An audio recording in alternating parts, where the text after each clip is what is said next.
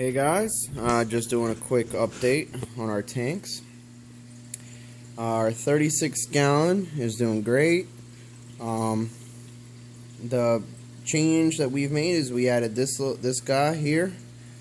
He's just another Ocellaris clown. This guy here, I don't know if you remember, he used to just stick to that corner over there and not really come out at all. When we had the other Ocellaris before he got, I guess it was velvet or volcanosis, they would swim out in the open like this, but when he died, that other one used to sit just in a corner and not come out. I found that, I added this guy and, suspecting that he would come back out, and they have. I mean, they're always out in the open now together. The Coral Beauty actually comes out a lot now. He used to just stick to the rocks. I mean, you could see how pretty this fish is. Bright purple and yellows and oranges, and I mean, he's out all the time now. As you can see, the bubble coral is still there, doing good. These zoas have been growing. They're definitely bigger than when we got them. There's actually a new head. A little one. Let's see if I can get it to focus. Right there. If you can see that little one in the back, that's new. That's just sprung up here recently. And here's the other ones. They're kind of sucked in because the snail is bothering them right now. But yeah, everything on the 36 is doing good. As you see, the clowns and the Coral Beauties out. There's a green goby. I'm not sure where he's at right now. He sticks to the rockwork and pecks off. But another cool thing, I don't know if we're going to be able to see. Let's see if I can get you a good visual. Well, what I was going to try to show you is that we have so many copepods in this tank. I mean, you can see little white specks. I mean, they are everywhere. They're out in the daytime. They cover the front of the glass. This is our tang. I guess we'll transition over to the 75 gallon. That's our blue-eyed tang. Our local fish store was running a pretty good sale, 25% off all livestock, and we were able to pick him up for a really good price. But yeah, we got a blue-eyed tang in this tank. I don't know if you remember, but because this was a young tank, when I first started it, I had a bit of an algae bloom. What we did is we moved some more rock over here from the other tank. We got 3 turbo snails in there, and then obviously that tang is a bristle tooth tang, so they eat algae, and as you can see, the rock's pretty much clean now. I mean, the tank's back to being clean. Another thing is I made these screens. What I did is I went to Lowe's and I just got these. These are the outer, I guess, molds for like a screen for windows for homes, because they're meant to be outside. They're already coated and they won't rust. And then this is just plastic mesh. This is meant for the garden, but it works nice. And I just zip tied them, and I made these screens that fit perfectly in that tank, so that anything would jump. I made one for this tank as well. My worry was that it was going to inhibit light, but I mean, as you can see, there's definitely plenty of light getting into both tanks, so that's good. What else can I tell you? Oh yeah, the big part of it was, I'll come over here and show you our test results. We're at 0 across the board. So as you see on the 14th, on Valentine's Day, we had 5 parts per million nitrates.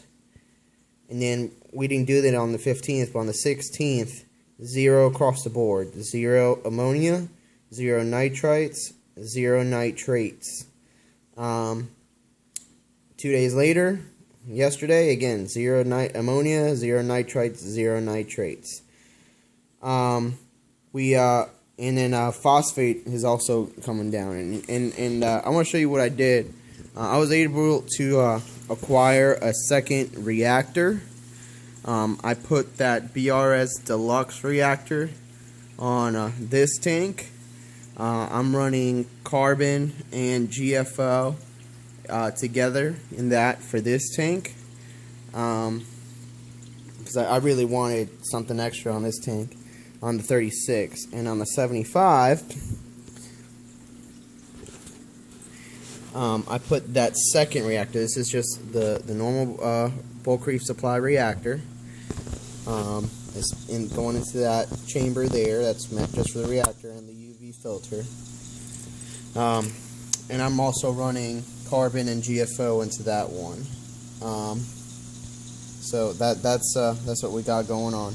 Again, guys, if you see this skimmer, I mean, it's doing great. Again, a lot of people don't like these marine land protein skimmers. This is the in-sump version here.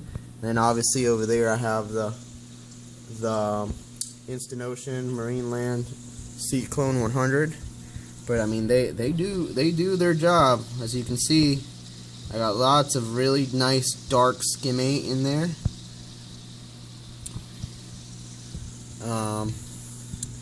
Refugium, reactor, and return. I actually got to put more water in there. I'm running a little low. But yeah, it's doing good, guys. I had this extra light, and I had some at one of those 50/50 bulbs, so I put that in there just to try to help that chaeto grow. And then again, I'll show you this. I cleaned this out not maybe a day ago, and you can see it's already starting to fill up with that nice dark skimmate. I mean, so it does real well. I gotta tell you guys, as far as these Fluval LED lights, they give out amazing light. Like, they're the full spectrum, so they go up to 25,000 K. So you do get enough light, as you can see by the fact that the corals that we have are growing. Now, I'm not gonna say that they're strong enough for SPSs at this point because I don't have any, but definitely enough for ZOAs and LPSs that are going to be on the lower spectrum, so about 250, the 250 range for light. So I'm not sure if I'm going to put any SPSs in this tank quite yet. I want to see if with this reactor addition, it's only been a day or so, whether I'm going to be able to bring the nitrates down in this tank to 0 as well. But right now I'm just happy everything's out, everything's healthy. This tank is looking really healthy. There's a couple pods everywhere. Everybody's swimming around happy. Corals are growing. This tank is moving along really fast, really good. We're past the algae bloom. We got that tang in there. He's been in there for about a week, and as you can see, he's happy. He's been grazing a lot. I mean, we haven't really had to feed him. I mean, we still feed him, but he just has a blast just roaming around the tank by himself. Again, I have a MaxiJet 600 on this side. It's 1200 on the other.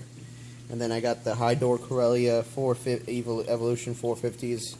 1, 2, 3 in the back of this tank.